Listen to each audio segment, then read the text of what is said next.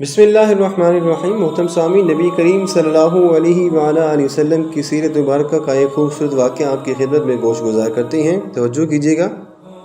نبی کریم صلی اللہ علیہ وسلم ایک مرتبہ بازار میں جاتے ہیں، قافلے کے ساتھ روانہ ہوتے ہیں۔ قافلہ ابھی شہر سے تھوڑا پیچھے تھا کہ موسلادھار بارش شروع ہوگی اور اونٹوں پر لدا ہوا سامان تجارت جو کہ کھجوروں اور اناج پر مشتمل تھا وہ بھیگ گیا۔ بارش سے محفوظ جگہ پر پہنچتے پہنچتے آدھا مال بھیگ چکا تھا۔ منڈی میں پہنچ کر تاجروں نے مال اتارنا شروع کر دیا۔ ان تاجروں میں نبی کریم صلی اللہ علیہ وسلم بھی تھے، انتہائی خوش شکل نوجوان، معصوم سیرت۔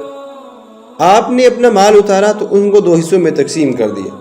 خشک کھجوریں الگ رکھیں اور جو بھیگی کھجوریں تھیں اس کو الگ رکھ دیں۔ جب خرید و فروخت شروع ہوئی تو نوجوان جو کہ نبی کریم صلی اللہ علیہ وسلم خود، آپ نے کیا کام کیا کہ جو بھی خریدار آپ کے پاس آتا آپ اسے بھیگے مال کا بھاؤ کم بتاتے، جبکہ خشک مال کا بھاؤ جتنا بھی تھا وہ پورا بتاتے۔ گاہک آپ سے پوچھتا بھی تھی کہ مال تو آپ کا ایک ہی جیسا ہے، لیکن دونوں کا بھاؤ الگ الگ کیوں ہے؟ آپ بتاتے کہ خشک جو مال ہے اس کا وزن کم ہے اس لیے اس کا پورا دے رہا ہوں میں، اور جو مال بھیگ گیا ہے چونکہ اس کا وزن زیادہ ہو گیا اس لیے اس کا جو بھاؤ ہے وہ کم دے رہا ہوں۔ اگر میں ایسا نہیں کروں گا تو یہ بددیانتی ہوگی۔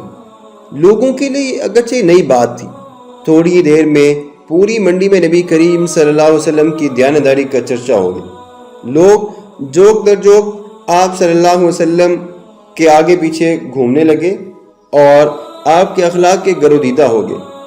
آپ صلی اللہ علیہ وسلم تھے ہی ایسے کہ سرکار دو عالم صلی اللہ علیہ وسلم کبھی بھی کسی کے ساتھ بددیانتی نہیں کرتے تھے۔